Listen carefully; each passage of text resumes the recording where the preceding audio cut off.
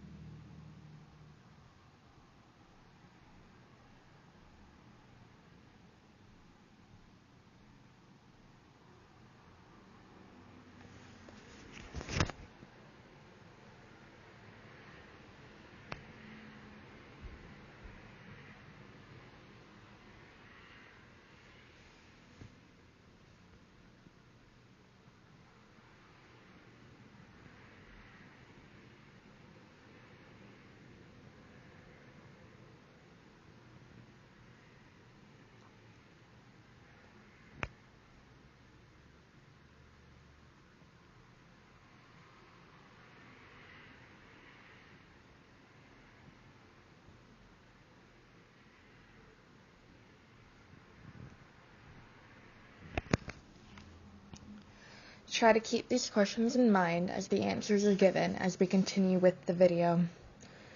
America began, in the words of Lyster's book, Free Culture, as a society that treated intellectual property as an instrument.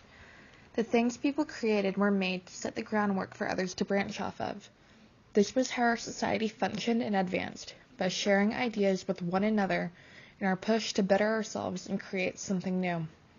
The value had been placed on creativity. Unfortunately, this value has now been moved to protecting the property instead. Is it because we have come to understand the truth about the value and importance of absolute property over ideas and culture? Originally, copyright laws protected companies and originators from the unauthorized reproduction and distribution of their work, and focused specifically on protecting them from losing revenue due to this distribution. Piracy is the act of taking someone's work, copying it, and then distributing it for monetary gain. Or at least, that is what piracy used to be. It has expanded now to encompass using the work of others, in almost any function, without giving the original rights to the owner. The question now becomes, who owns what has been made? Walt Disney took his stories from the Grimm's fairy tales and readapted them into our culture. He changed the original stories and made them into something else. What were dark and often tragic tales became lighthearted musicals children gladly sang along to. If we were to go off of the current interpretation of our laws, Walt Disney would have never been allowed to do this.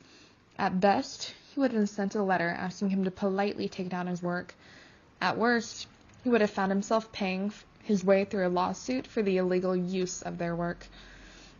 This translates today in how people take popular TV shows and movies apart to make them into video compilations and music videos.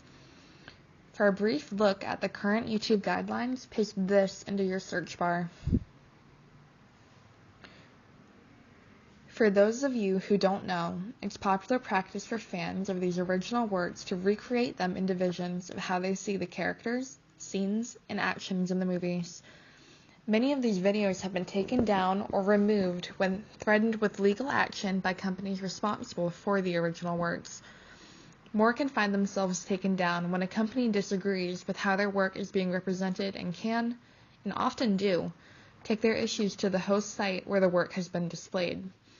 Have you ever saved a video under your favorites on YouTube only to click on it later and find that it has been removed or taken down? It's likely that the creator became a target of these copyright laws. When creators fear their work disappearing, they restrict themselves and try to maintain what they believe others want to be seeing from them.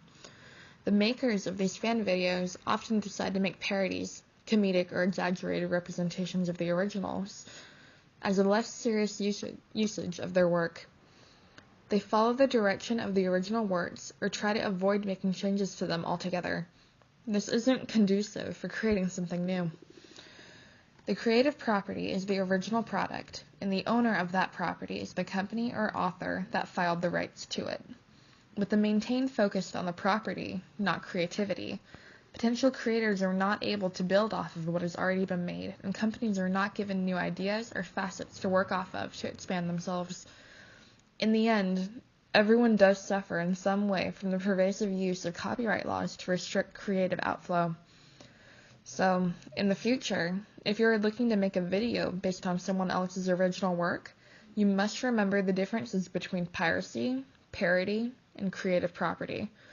Even then, you could find a company's search monitor looming over your shoulder to make sure you don't post in a direction they disagree with.